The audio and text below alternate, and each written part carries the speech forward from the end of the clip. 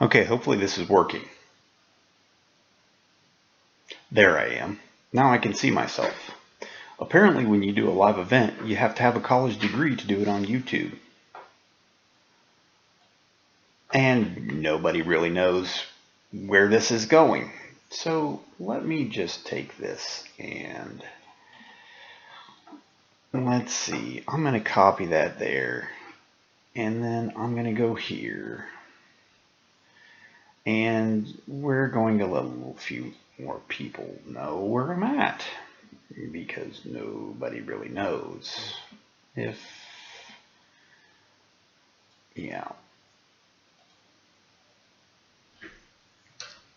Go ahead and post that there. Yeah. Put that there, and let's see, where else am I going to put this? That's where I'm going to go. As long as it didn't get paste. Alright, if any of you are even here, which I kind of doubt to this point because I'm about half an hour later than what I hoped to be. Hello, glad you stopped by. This live event was supposed to be on another video, but I couldn't get it to work.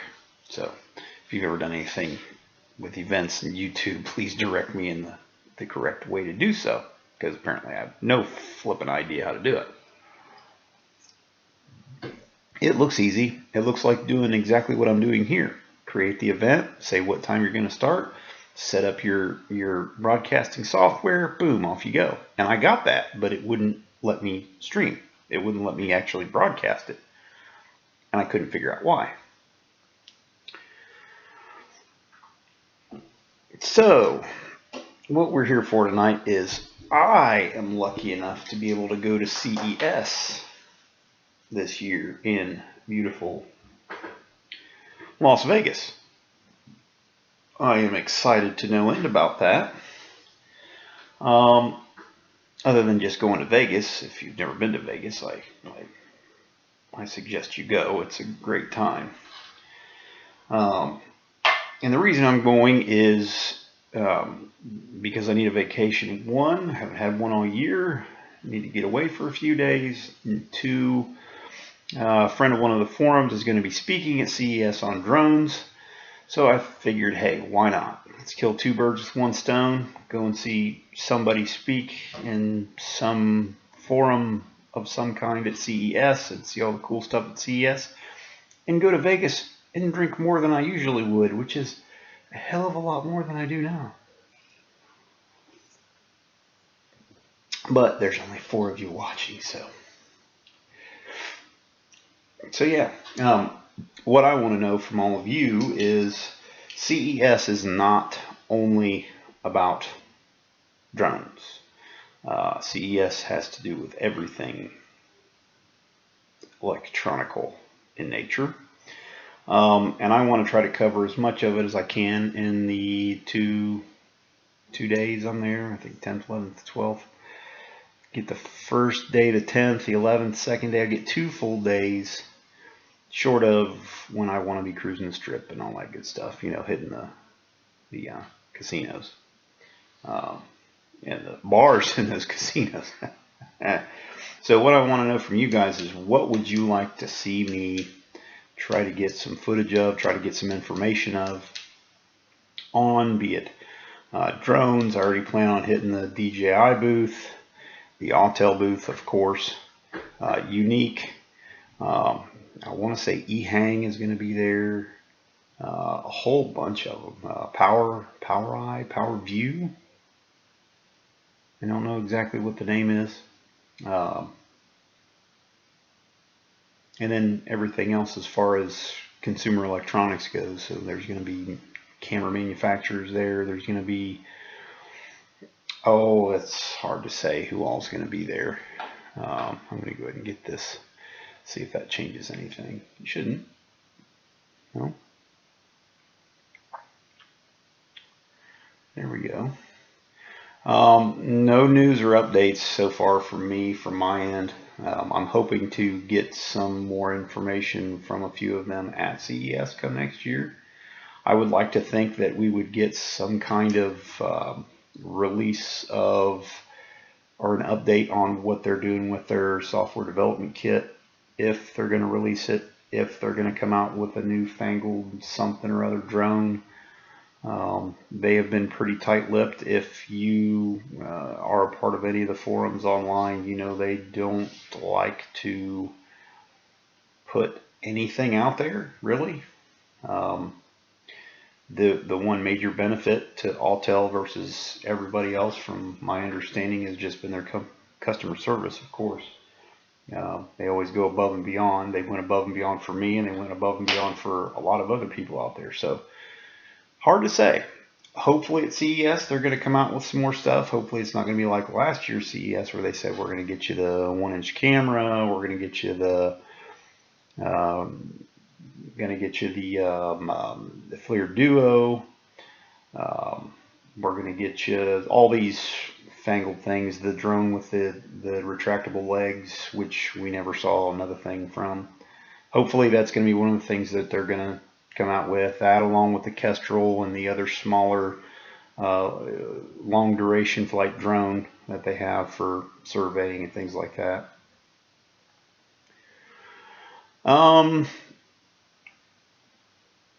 actually just go on Amazon. I'm pretty sure you can still get them on Amazon. There's a lot of sellers that have them still, I'm sure. I could be wrong, but I haven't had any troubles getting bits and pieces and parts. And I like my batteries, so yeah. If you can't get them directly from Autel, maybe it is they're trying to sell out their inventory. That way they can unveil whatever new thingamajigger. Who knows? Who knows?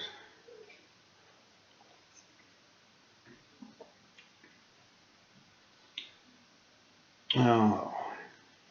And just so that you all know, I tried to get everything set up prior to this to make sure everything worked the way it was supposed to, like the event that I had scheduled that seemingly didn't work worth a hoo-ha. But yeah, back to why I'm going to CES, just to get away. And there's only 5 of you on here.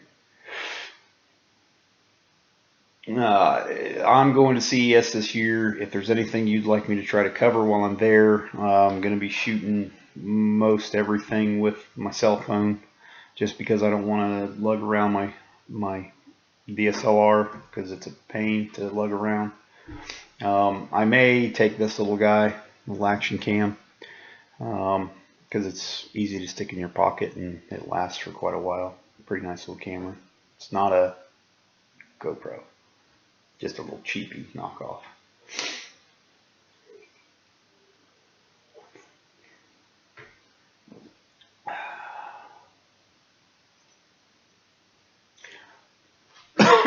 Excuse me.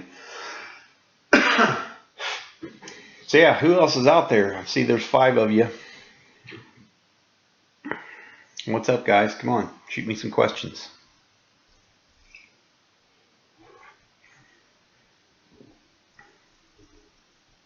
No? Well, this is going to be pretty boring then, isn't it?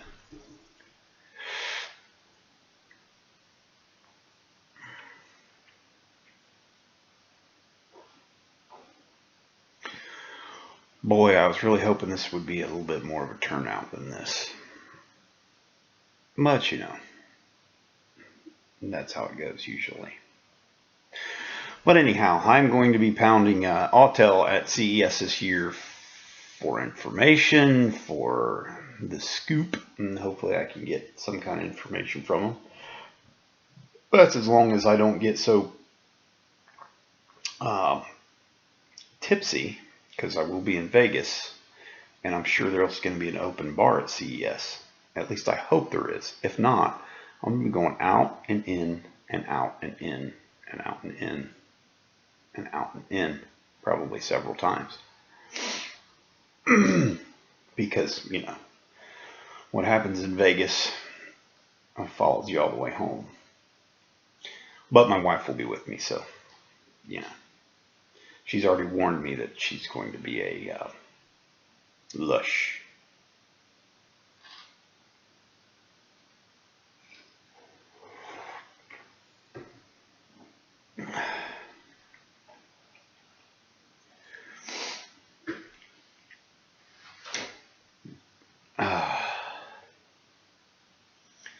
Let's see. Wow.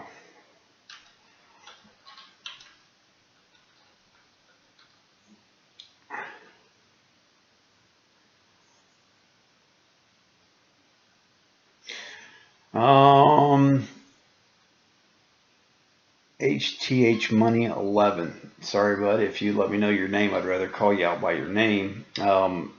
It lasts no more than 15 minutes.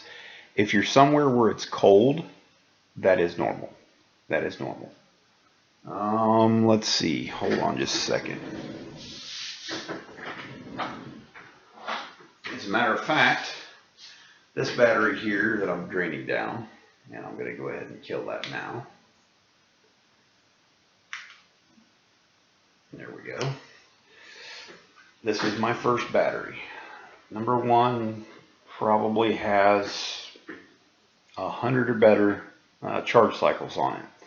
I made this guy here that's just a automotive light bulb with a couple leads on it that I use to drain these guys down, not completely, but you seem to get it back just a little bit of capacity each time you do it. Let's take that guy off there for a round. But I flew this one yesterday or the day before when it was sunny out, and it was about 28 degrees here outside, and it gave me 7 minutes of flight. It said it had 12, but it only gave me 7. So, but its capacity is down to 2,800 milliamp hours, something like that, 3,000 milliamp hours. So yeah, for the more you use them, the less life you had. Now they say you're supposed to get like 400 charge cycles, useful charge cycles out of them.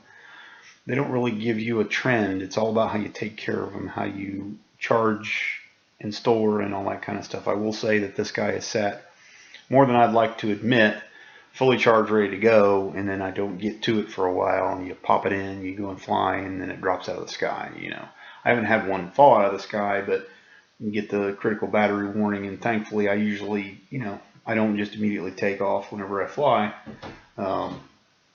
but I keep it in, make sure my props are tight and all that good stuff. My camera's doing what it's supposed to before I really go all out, before I do whatever it is I do. So yes, 15 minutes is normal if it's cold. If you're someplace, you know, down south where it's still 70 degrees daily, it just means you've used your battery a lot. Look at how many charge cycles you have on your battery. Now, one thing I will say about a charge cycle, if you take a fully charged battery and you go and fly for 5 or 6 minutes, and then you bring it back and you plug it in and charge it back up, that's technically a charge cycle. Okay, anytime you plug that thing in to bring it back up, that's a charge cycle. So even those low, so if you're going to fly something, you want to make sure that you fly it down to where it says, you know, fly down to the come home. If you've got it set for, you know, 30%, 25% is what I have mine set on. They come back at 25%. Just make sure you stick those back, you know, you let them cool off first. Don't plug them in hot, because that just speeds up them going bad quicker. Let them cool off, and then plug them in. Let them get down to room temperature, so where when you grab a hold of them, and I don't have any sensation in my hands, so usually I put them up against my face and see if they're warm. And if they are warm, then I just wait and move on to the next. But I've got so many batteries that I can wait for 2 of them to cool off, and then, you know, I can keep on flying. I can fly indefinitely, give or take, with about a 20-minute wait time between. But if anybody can fly continually without having to take a potty break, or getting something to drink, or resting your hands, your thumbs when they get all wore out, because they can, because you're gripping that controller real hard. Yeah.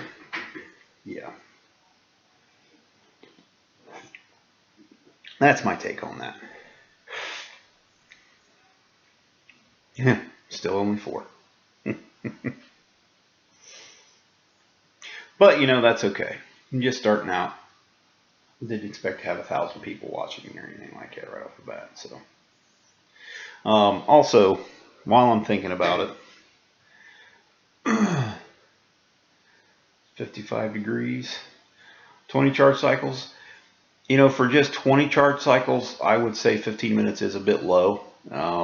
If it really doesn't matter what drone you're on, but you want to, I think it's about every 20 charge cycles, I want you to take that battery down as far as you can get it in the drone.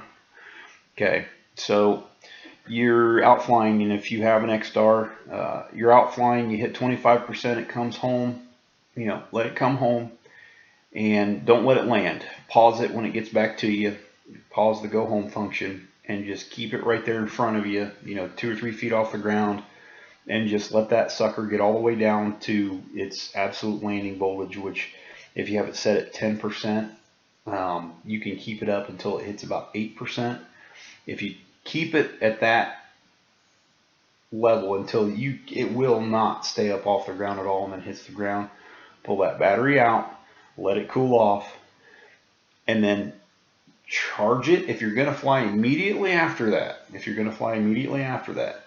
charge the battery. Okay, and let it cool down first, but then charge the battery, and then you should get back some of that capacity that you have lost in those 20 charge cycles, because since they're smart batteries. They try to calculate their capacity, and not an expert, but they try to calculate capacity on the voltage. The problem with LiPos is the voltage bounces back. So when you stick them on the charger, they'll say, okay, we used 4,000 milliamp hours, we're going to put back 3,800 milliamp hours. Well, it could take 42 or 4,500 milliamp hours back into the battery. So it'll never get back that. And every time I've tried to hold the button for 30 seconds, I still haven't gotten nowhere near close to full capacity out of this guy here for a while. But it's got, I don't even know how many charge cycles it has. It's got well over 100 charge cycles on it so far. And that's taking it all the way down and then charging it all the way back up. So they do degrade. They don't last forever, just like everything. And it doesn't last forever. But even 55 degrees is a little bit cooler than the batteries like. I'm sure even at 55 degrees, the Starlink app probably yelled at you and said, hey, we need it to be at least 60 degrees or 68 degrees or whatever it is. I don't even know. But one of the tricks to flying in the cold, and you'll notice here, I get this guy here. You can see the tape I've got here on all the top vents. Over here, all the top vents of the drone. Okay, that traps whatever heat is made by the electronics inside. So if you pop a warm battery in and then start flying, usually you won't get the cold battery warning. Now I left the bottom vents open. Okay, you don't want to close them all up because it does have to breathe some. But the top vents is where most of the prop wash blows through the drone, and it cools it off quicker, which in the summertime you need that, but in the wintertime when it's really cold like this, you want to tape up these top ones.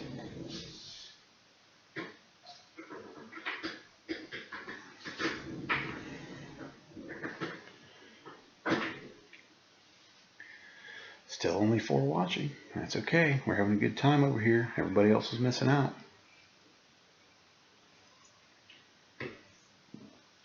Everybody else is missing out.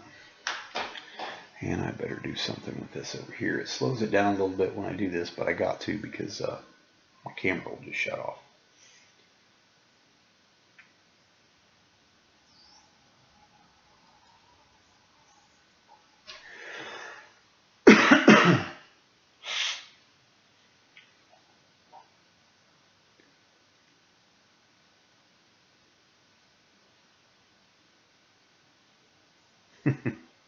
Come on, guys, give me some more questions.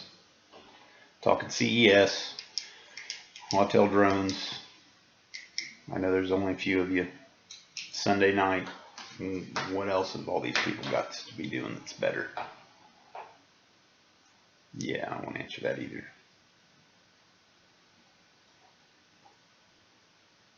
Shoot, I thought I did it late enough where more people would have been watching. Apparently not. They're probably still over waiting on my event. But, you know.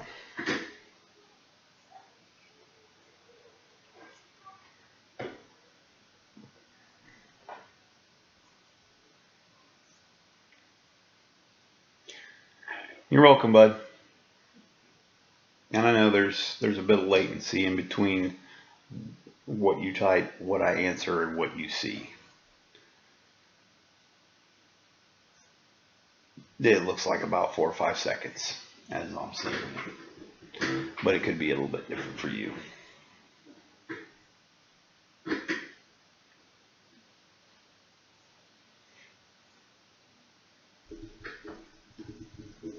Get that back out of the way.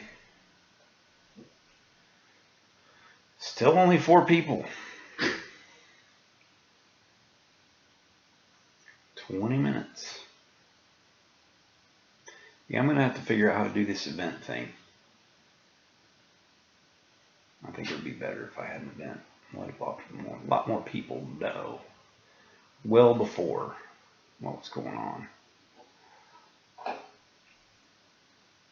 And so I think that's what I'm going to do now. I'm going to go and look and see if I have it. Nope.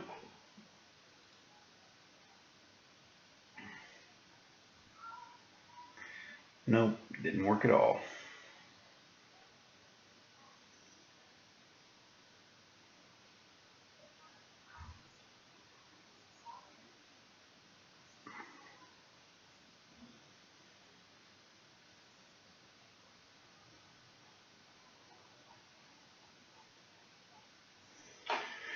All right.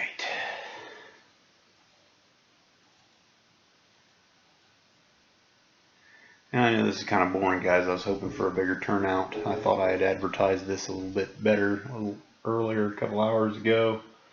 But apparently I've got to do it a few days in advance.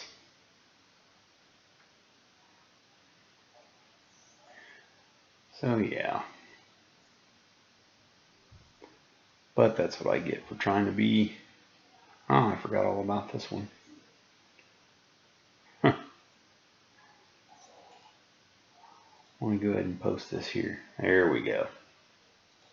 This might get a few more people. Let's see if that works.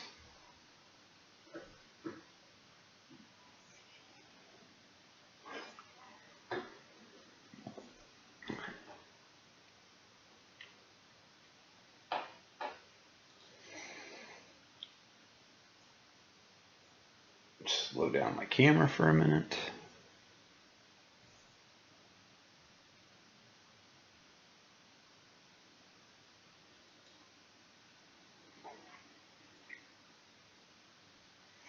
But to those of you that are watching, is everything coming through okay? Does it look okay? Does it sound okay? I mean, I tested all this out earlier on today.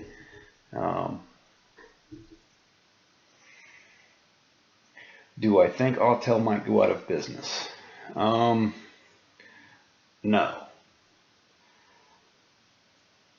Yeah, do a little bit of research on Autel. Just the company Autel.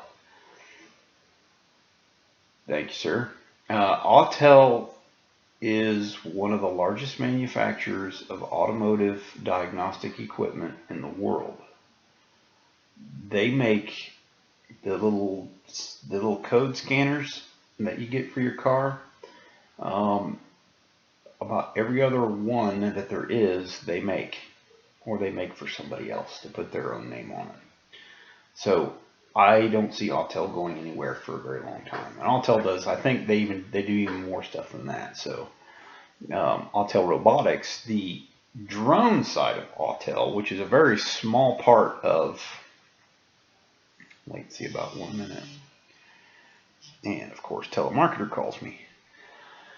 Um, Autel Robotics is something, more than likely the way that worked was the company's like, hey, drones look like they're going to be the next big thing. We need to get into that because we've already got the manufacturing capabilities to put together something like this.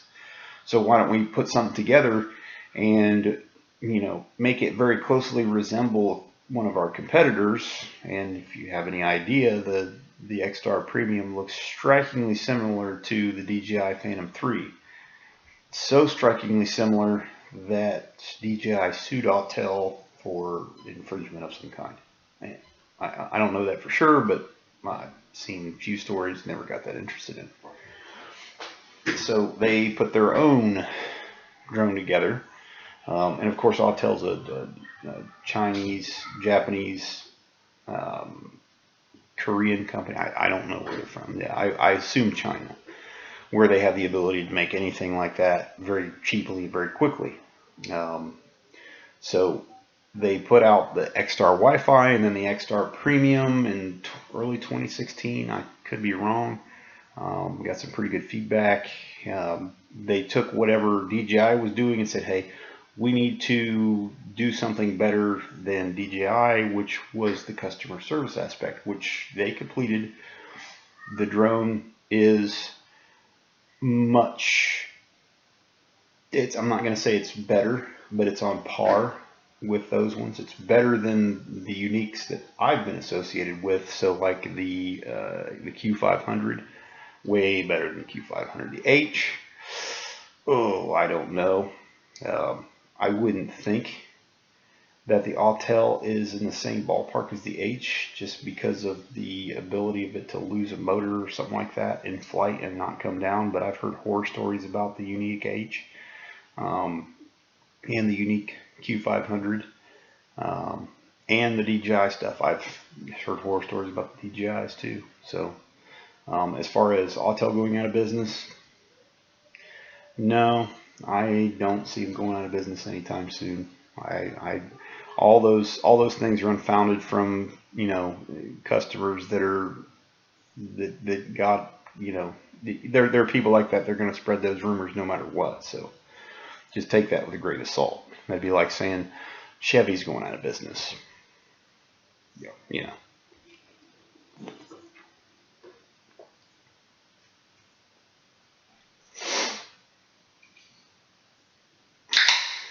Still only 4 people. Man, thought I tried a little harder. So I'm going to open another one.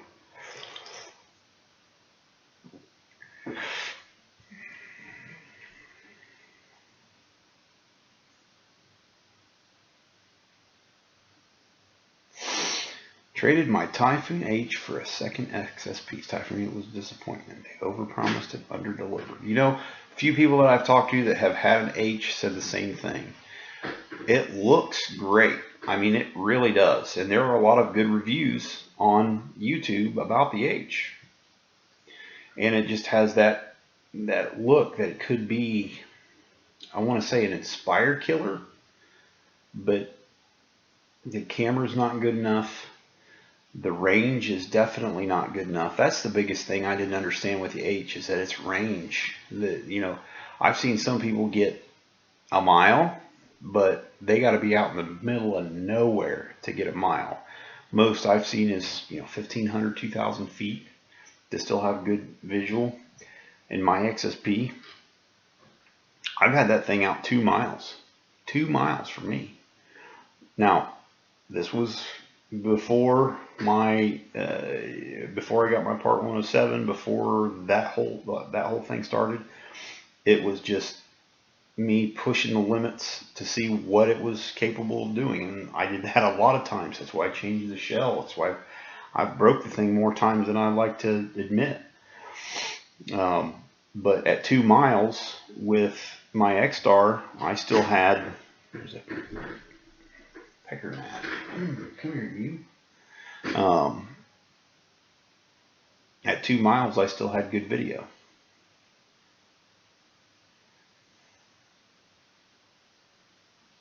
And it still came home. It still came home to me. The fastest top speed that I've ever got with my X-Star. I've had my X-Star to 64 miles an hour per the GPS. And that was with about a 25-mile-an-hour tailwind in attitude mode. If you've seen any of my other videos, directly across the street from my house, there's 200 acres of just open nothing. And I have all this room out here to fly. So when I do a lot of practice, I practice a lot. And my road runs north and south, and a lot of times we have a southerly wind. So if I go clear to the south end of the field and come north in attitude mode, 64 has been the top speed that I'd be able to get it to. But you got to remember, when that thing's going, 33 or 35 miles an hour, I think, is the app setting top speed. And it won't let it go any faster than that. And at that speed, it's going pretty good. You can get a pretty good distance away from yourself pretty quickly. When you're going 50, 60 miles an hour, that thing's going quick. It doesn't seem like it, but if I start a quarter mile down the road and come back this way and fly, it's clear to the end of my road before I know it.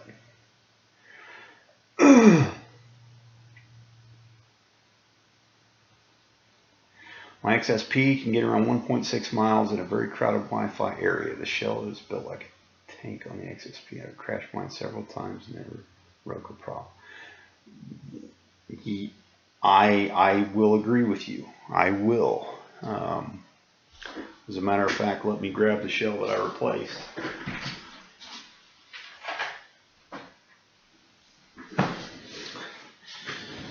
This is the shell on my first X-Star, and I'm going to see if this guy will focus in here, but come on, it doesn't look like it's going to. Let's see if I change the setting here real quick. Maybe that'll get it. Come on. Come on. Nope, it's not going to do. Yes, I got stress cracks. Yes, it was because of my own stupidity. But yeah, you can see, I don't know if you can see that there, but that guy's cracked. It's cracked there, cracked there. This was actually taping on the piece. This was my failure right here. This is why it fell out of the sky. Right there. Okay, this was a combination of things. A combination of me using carbon fiber props that were not balanced and crashing a lot. And when I say that I pushed the limits of the X-Star, that's kind of an understatement. I hit trees. I hit the side of my house at full tilt. The field across the way there, one of the things I like to do is get as low as I possibly can and fly across just about a foot or two above the ground, and I would roll that guy. I do the same thing on the road. Run it down the road, get it down as close as I could possibly get, and it just barrel roll. I broke a lot of props. That body there was the result of all that mistreatment, along with carbon fiber props that were not balanced in any way, shape, or form. I still don't have a balancer. Why, if I had a professional, a handmade professional, $5,000 something, then maybe I would take the extra 3 seconds to balance a prop.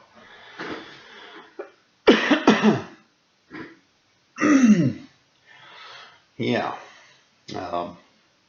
But yeah, I still don't balance props. I built a little thing to try and balance them, but one of the things that I did in one of the videos that you may or may not have seen was me testing the new firmware and its stopping ability. If you're on the latest version of the firmware, the final release of the firmware, you do know that if you're going and you're not going full speed, but you let off the stick, it stops. And I mean, it stops within a couple of feet. And I was testing that. I'll grab this guy here. I decided to test it coming at this camera right here. And instead of it stopping immediately, like I had assumed it would, like it did every other time that I used it, it hit the tripod and did this to the camera. Now, it might not look like it, but it did pop the whole camera off from this servo right here. And I know this thing's not going to focus in on anything, but the whole camera was popped out, which I had to pop it back in. And you're probably not going to be able to see that, but the ribbon cable, which is all this camera needs to be operational, the ribbon cable was busted. I can't get a ribbon cable, so I had to buy a whole new camera, which Autel didn't have any in stock, so I had to get it from, I believe, Carolina Drones. Great company, by the way, at the tune of $400, which was kind of painful. But the benefit to that is now I have a mounting plate. I have extra bits and pieces for the camera if I ever need it. So yeah, let's stick this guy back in here. So as far as testing and tuning as far as these guys go, I have done everything you can do to the X-Star and have been amazed with its durability.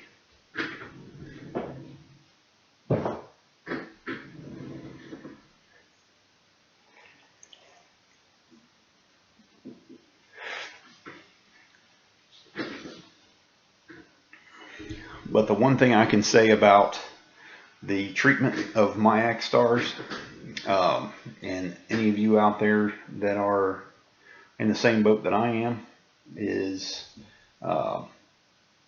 you learn a lot. Some of the other videos that I have on my channel, and I would post them in the comments, but I'm not even going to do that. You can see where I can do manual full speed orbits of things, of individuals. My daughter is, for a matter of fact, she was out in the front yard dancing around, so I decided to take not a full speed around her, but get a good video of just orbiting her and seeing how good I could keep it on, right on her, and was able to do quite well. After that, I've done a few more orbiting tractors in the fields across the way, people's homes, what do you call those things, side-by-sides, rhinos and things like that, going 20-25 miles an hour, getting a full orbit around them as they go.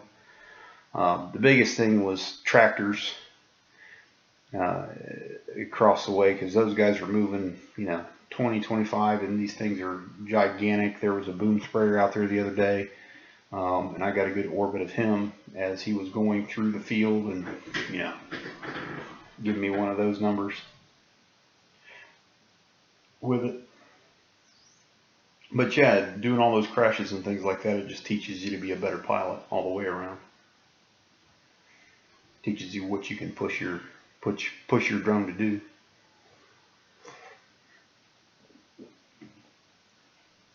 Oh, still only 4 people. JR54, hey bud, it's good to see you here. You're one of a huge group here.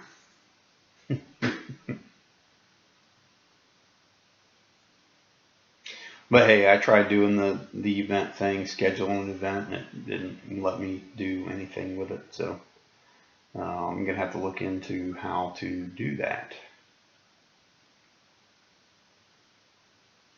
Right. Not quantity, but quality. So the more you crash, the better you'll be.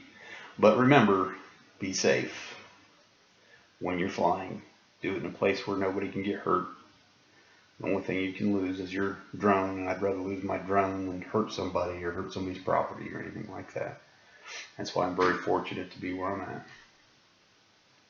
as far as that goes, because there are people that live in the city that can't fly because there's too many people.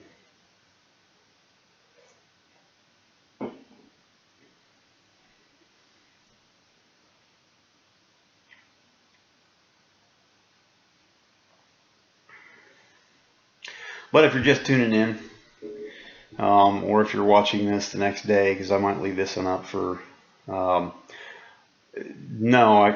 that's the main part of this whole video is CES. I want to know what you guys would like me to get footage of, pictures of, try to go live at, anything like that. I've got my pen, I've got my paper. Any ideas I'll be taking down, and I'll try to do the best I can to get what you guys want while I'm there this year. I will say I'm going to be in Vegas for 3 days. I'm getting there early. The first day, like we fly in at like 6 o'clock in the morning. So I'm going to spend probably part of that day, a good part of that day at CES, and the next day at CES. And the third day before I leave, I'm going to try to do an all-nighter at a casino to see if I can leave very rich. It's never happened before, but you never know.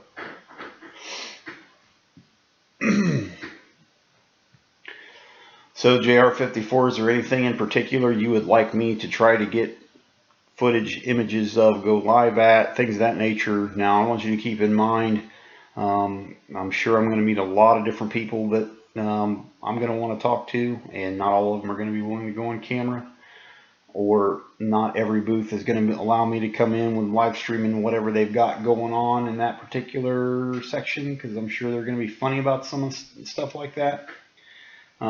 But yeah, give me whatever you'd like to see in the comments, and I'll write it down and make sure I try to do my best to get whatever you're looking for from there.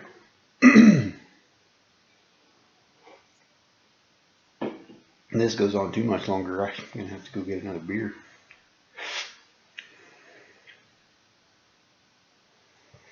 I do not believe Natalie Chang is with Autel anymore. Sorry to break your heart, bud. I could be wrong, but that's what I heard a long time ago. From my understanding, when they did their layoffs in, was it February last year, she wasn't on the chopping block for that, but I think she left to pursue bigger and better things. Yeah, Autel, DJI, of course.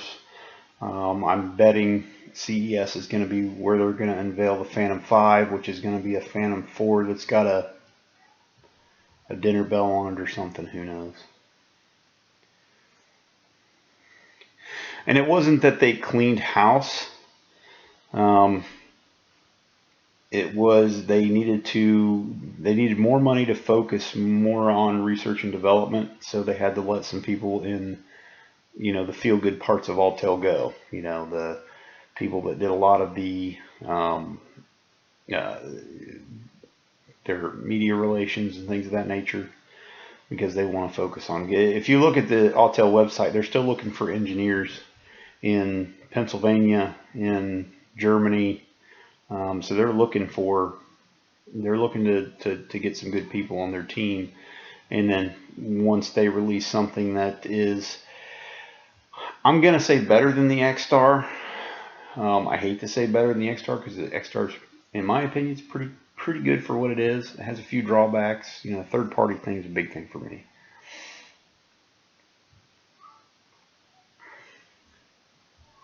Yeah, the Bo Lorenzo and Mr.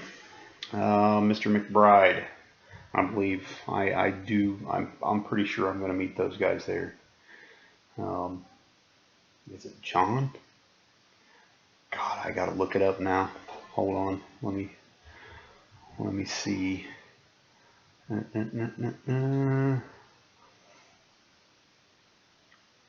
I know it is. There's a lot of people that we talk to online that more than likely are going to be there.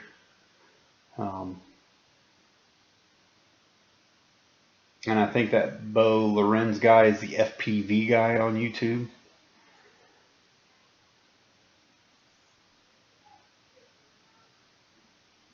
Oh.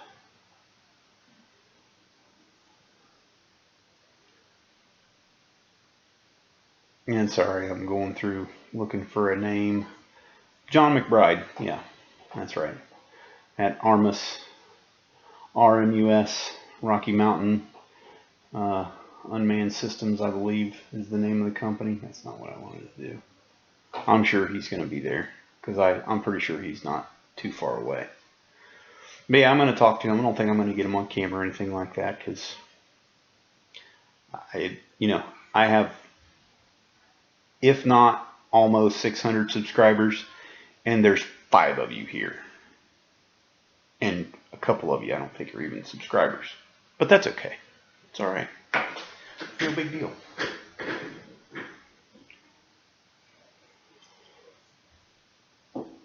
Because who wants to watch a old guy sit here, drink beer, and talk about drones, right?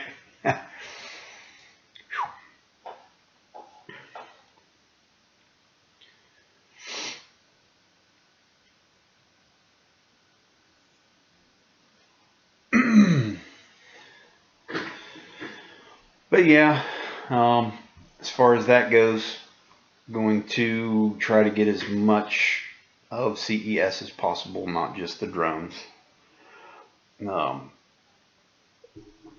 I think Honda is going to have all of their fancy schmancy robots there this year. I'd like to get some eyes on that. I don't know if Boston Dynamics is going to be there, but I would like to go see their walking robot, that one that can do just about everything. That would be pretty cool. I'm hoping like Tesla will be there. I'd like to see a Tesla semi up close. But I don't know. I haven't really looked at the all of the information for CES other than just the floor that's going to have all the drone stuff.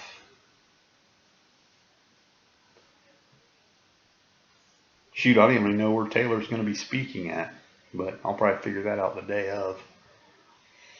And Taylor, if you're watching, or if you do end up watching this, I doubt you will because it's going on 50 minutes. It's going to be fun. It's going to be a good time.